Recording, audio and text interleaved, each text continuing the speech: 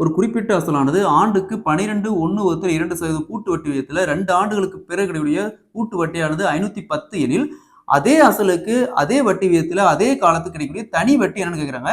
So இந்த model some கேட்டாங்களா, first நம்ம இங்கே அசல் கண்டுபிடிக்கணும். ஸோ அதுக்கு என்ன பண்ணலாம்னா ஃபர்ஸ்ட் கொடுத்துருக்கிற வட்டி மட்டும் எடுத்துக்காங்க. இங்கே இருக்கு 12.1/2% கலப்பு பின்னத்தில் இருக்கு. ஸோ 12 × 2 24 + 1 25 25 வகுத்தல் 2 இருக்குது. ஸோ சதவீதத்துக்கு வகுத்தல் 100 போடுவோம். அப்போ 2 × 100 200 மாறிடும்.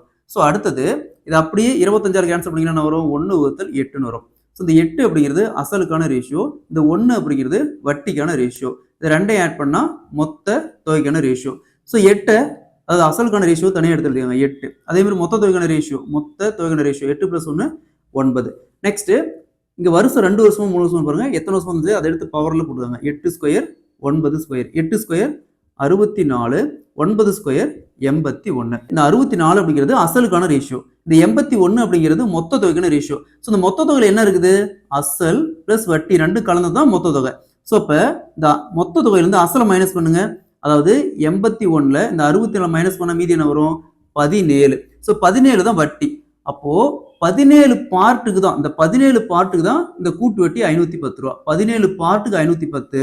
அப்போ என்ன அசல் என்னது 64 பார்ட். 64 பார்ட்டுக்கு என்ன வரும், இது அப்படியே கிராஸ் பண்ணி விடுங்க. என்ன வரும் 64 × 510 வகுத்தல் 17.